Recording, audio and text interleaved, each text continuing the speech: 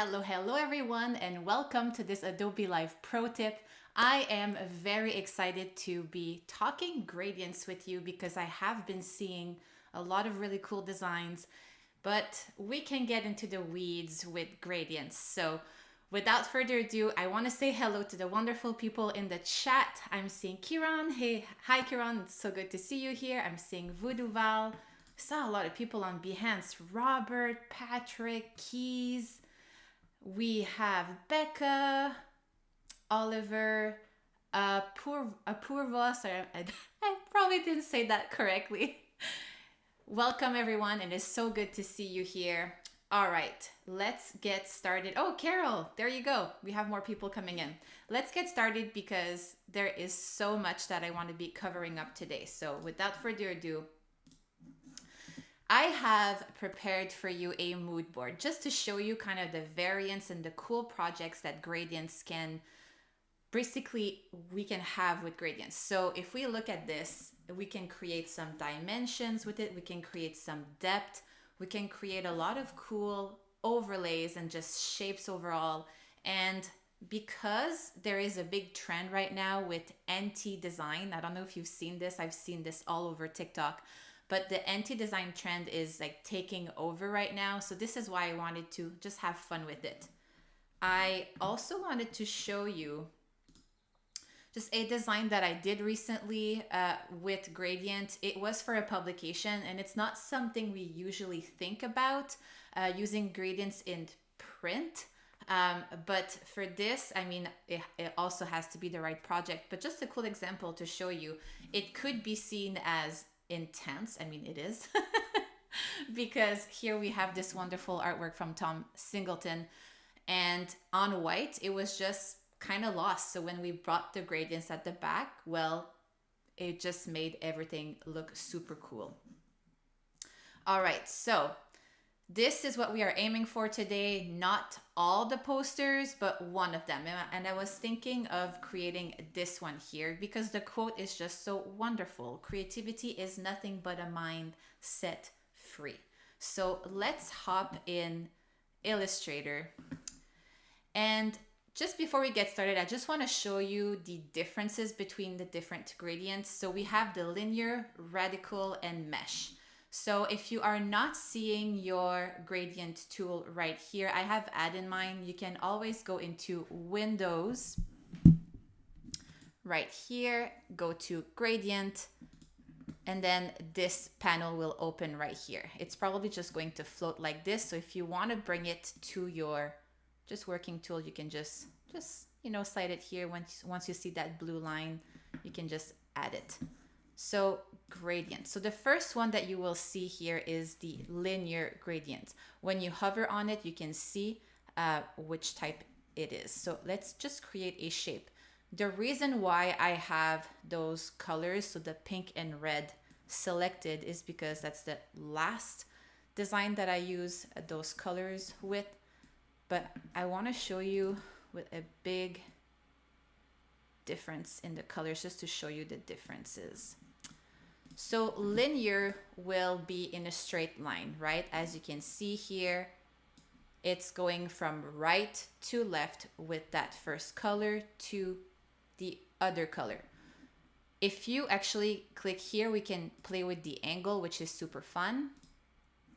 And you can change the angle within the shape that you have at the moment. So we'll just go back to 0 just so we can understand the differences. I'm gonna do another one here, and I'm going to just click here on the radical. So radical is a circle. So as you can see, there's a color that starts in the middle and then just expands to the other color within a circle. And this is super fun because if you actually click on that color bar here, you can add more colors. And if you double click into that circle, let's do something crazy here. As you can see, like a blue. You can also move it around. This looks a little crazy to me, but believe it or not, it can actually be super cool because that poster here was created with radical gradients. And the mesh, which is definitely my favorite. I'll have to move this around just because I just want to have enough space for you to all see. Oh, I say radical. I meant radial, right? If I radial. Thank you, Voodoo Val. I'm thinking about radical design with an impact. I guess I need to drink more coffee today. It's even written radical, radial. There you go. The mesh gradient is definitely my favorite. So if we click on the freeform gradient here, as you can see, there's some colors that just appeared and we have 4 colors right now. You can move them around. You can also click and add more colors if you want. And this is how you can create those cool, crazy gradient that we have mostly seen within the mood board that I have provided at the beginning of this stream. So is there a C in the puzzle? I don't know what you mean. Oh, there you go. Yes, I mean, I added a C by accident, Z. All right, so here, in order to edit, you can always go back to editing your mesh gradient or freeform gradient. You can also play with the radius of your color like so, add more, and just go crazy with it. Literally. I feel like white isn't the right color. It's not the right vibe for this. So you can definitely have fun with it. What is tricky with gradient is once you start to overlay them and adding them in one design. Sometimes one is enough if you have something like that has a lot of impact, just like the illustration that I showed you from Tim Singleton. But it's actually better if you pair them with more gradients for something that is just going to be graphical. So let's start the poster. Again, this one here, this is what I'm aiming to do within 20 minutes together. We can definitely do this. We will be using a lot of Pathfinder as well for this poster today.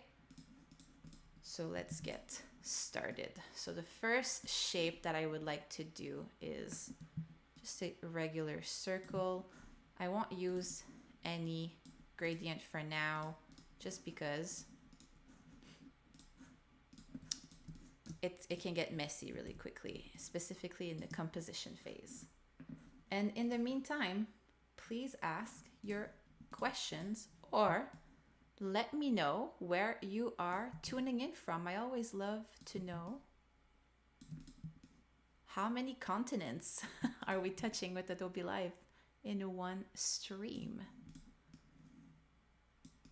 So I'm just making some circles. As you can see, I'm making sure that they're all touching because I want to create one big shape with it. This is going to be very important for later when we apply our gradient to that shape.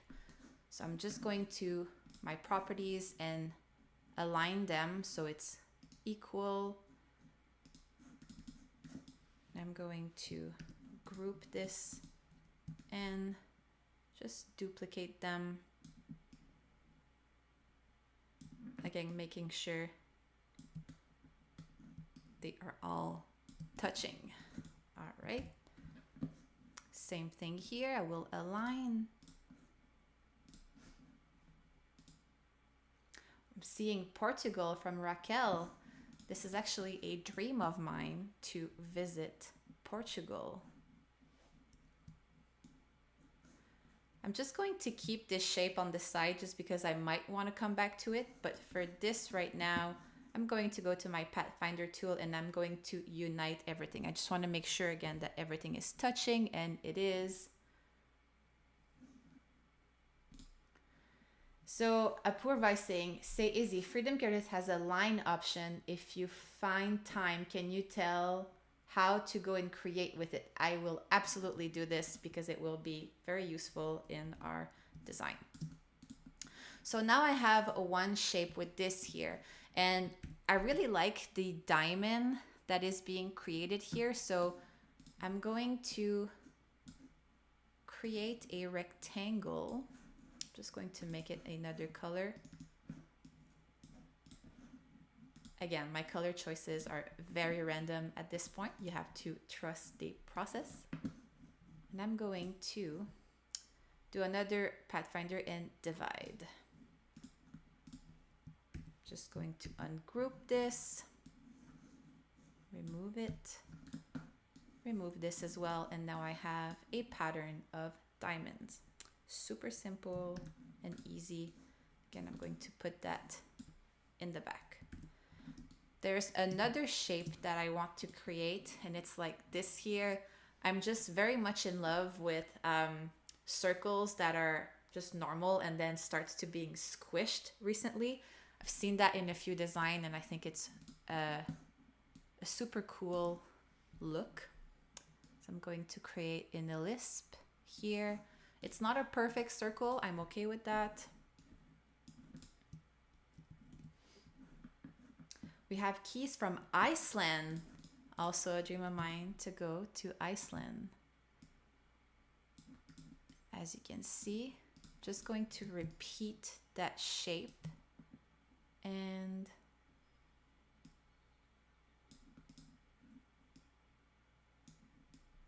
just like squish it. Squish is not a proper verb, but let's just roll with it for today.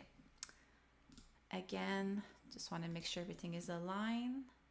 I feel like this is a little too big. More squishing. Like so. I think this works really well. And just because, again, I might want to go back to this, I'm going to copy, keep it outside the mood board. Who said that at some point during one of my streams? It was what happens outside the mood board stays outside the not the mood board, the art board. Wow, I'm like mixing up all my words today. What is up with me? Hold on, people. I need to caffeinate myself. There you go. Hopefully this sip helped. Okay, so we have the shape here. So we kind of have an idea of where we are going with this. This is definitely going to be a trial and error because there is a lot that you can do with random shapes and gradients. So I want to just make this bleed outside the poster. And if you are curious, the poster is 11 by 17 inches. Now, because this is all one shape, this is where we can start to have a lot of fun, because if I apply a free form gradients to this, I can like go and have some fun with where I'm positioning the colors. So if I go back to gradients right here, I'm gonna click on Freeform Gradient. And as you can see, it's already looking super fun. What I have noticed in order to create a really nice and cohesive poster, for one shape, it's a good idea to stay within the same color palette, right? I think this is why this is looking a little crazy. If we look at the radial gradient, I said it right. Plus 1 point for me. But this is why that it's going to start to have kind of that depth and almost as if it was like creating a 3D effect. So for here, I'm feeling pink today. So let's double click on the small circles and just have fun. And let's go find some cool pink hues. Like so. Gonna bring this down. Maybe like a peach. Like that. It's still within-ish the same color palette. This one is way too dark. Let's brighten this up.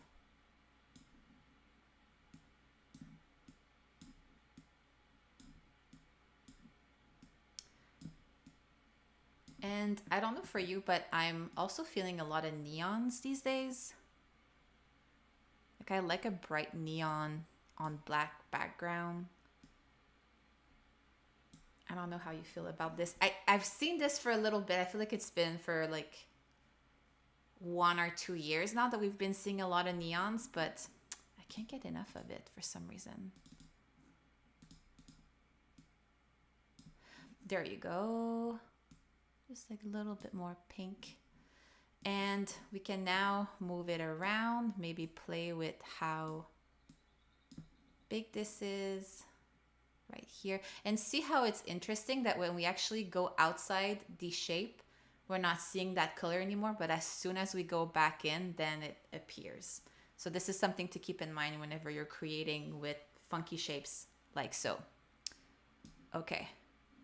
And because I have played with this color last, it's actually going to remember. So if I wanted to go and add more of this lightish, peach-ish color, we can just go and click here and add some dots of color. Same thing if I would do, I would just move around with this color, and then if I go and add more colors, it's remembering the last color that I have interacted with. Okay, so this is looking somewhat good. It's a little too crazy for me, so I'm going to remove those colors. So if you want to remove, you can either just, select it and then delete. Delete. Delete. Perfect. Now I want to make sure to create some depth at the back. So I want to create a linear gradient. I'm just going to create a rectangle. I'm going to send it to the back. Linear gradient. And I want something green and maybe blue, so it's very different than what we have at the front, like so. Now I'm not liking how this left to right color change is happening, so I'm going to play with my angles. I'm just going to go to minus 90 degrees. The reason why I did that is because I wanted to have this dark blue at the top. And now I'm just going to come in, hide this box or this shape behind so we can see the start of the shape right here. Arsh was saying, if you take point out from the shape, it deletes that color. Yes, if you select that that color from that point of color and just click delete, it will delete it. All right, so now let's just see how everything is looking. I like to do trim view for that, so I'm not being like bothered by everything else. I think we are getting somewhere. Let's look at the time. And we need to boogie. Oh my goodness. Okay, so let's have just a plain color for the back. So this is important in order to, again, like have some depth and have fun with your gradients. In order to not get lost in too many gradients, having a solid color where there is no gradient is going to help you a lot within your composition.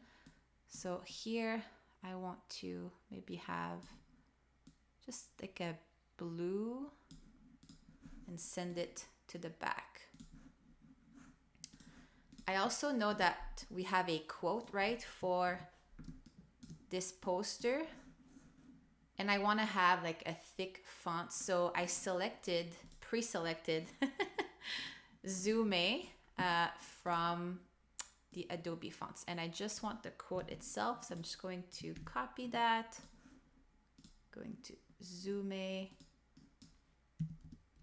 say Zoom, but there's no like accent on the E.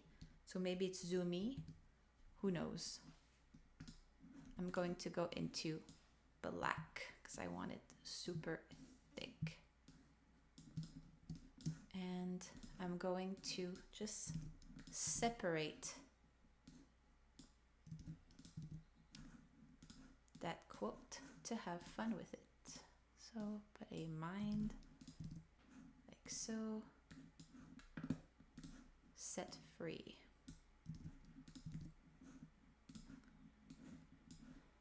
Again, I always keep like my quote as one, so then I know like how everything works together. But it's fun for a poster, specifically if you're just exploring and doing like a personal project like that, to just have some fun with it and see what you can do with type. Okay, now I want to play with this funky shape here as well. And I want to duplicate it. Just flip it around, then assemble it together. The 90s candies era definitely is having a moment. You are absolutely right, Voodoo Val. This is what we are doing right now. There's definitely like Gen Z 90s vibe, like trend inspired for this poster, so I'm having a lot of fun with it. So we're going to do the same here. It's going to be a linear gradient, but again, I'm just going to make it at a 90-degree angle, and I want to have some, again, pink, some light pink for this one, going to a darker pink, like so. And here I want to do the same, and see how when I'm using the eyedropper, how it's not remembering the angle, but it's remembering the color choices that, or just mimicking the color choices. So this is just something to keep in mind if you're wondering like, oh, why is the angle all wrong? It's because the eyedropper does not know that. Maybe in a new Illustrator update, but not for now. So I'm going to do the same thing. And I did minus for this one just because I want both dark colors to be side by side, but I actually want to change. I don't, like, I could have just like have a full linear gradient and basically add both shapes together, but I wanted to change colors. So this is why I'm deciding to do it like that. Kane is saying, please tell me you had a ring pop before. Oh, it's like to keys. I mean, ring pops were so good. Were you all like me and pretending that you were getting married with a ring pop? I used to play that with my friends when I was younger.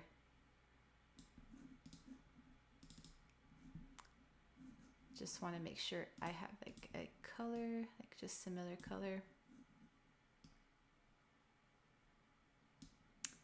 Like so. So I would love to spend more time here with like choosing my colors, because it also makes a big difference.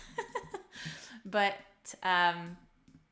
we won't have time to just like finesse it, but that's okay. I think we're understanding like how the tool is working really well, and how we can use it. So now if you double click on you want it to work with that line, if I remember correctly.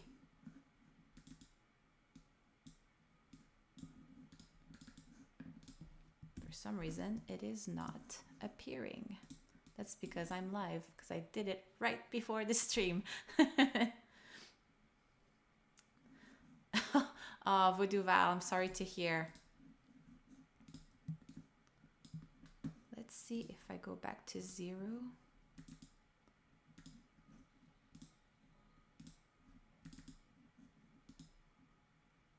There you go. So here with the freeform gradient, you can have points or you can have lines.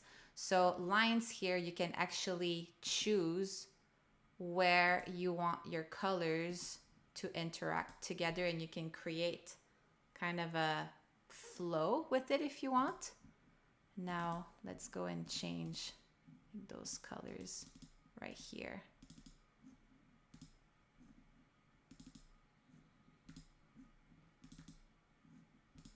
Like so. So this is how you would use the line within the freeform gradient mesh. like so. All right, so as we need to wrap up very quickly, I'm just going to, so basically we saw the essentials of how to build everything together.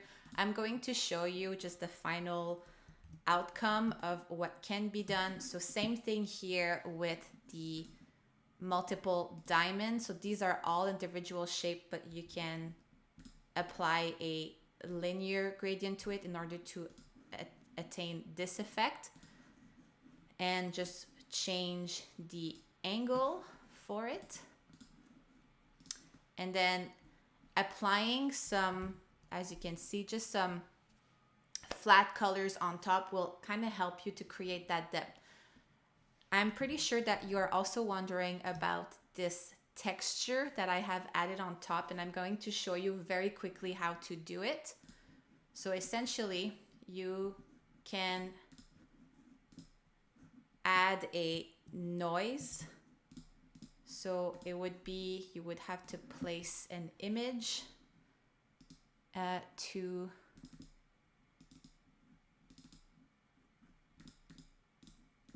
so an image of noise, and unfortunately I can't find it, but let's actually see if we can create it. So effect, we would go into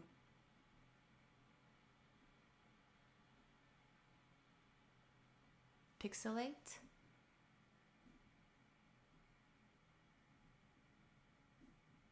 Texture, and we can add a lot of grain. So if you add a lot of grain like so, we can press OK. And once you have this, you can go into properties, opacity, and then multiply.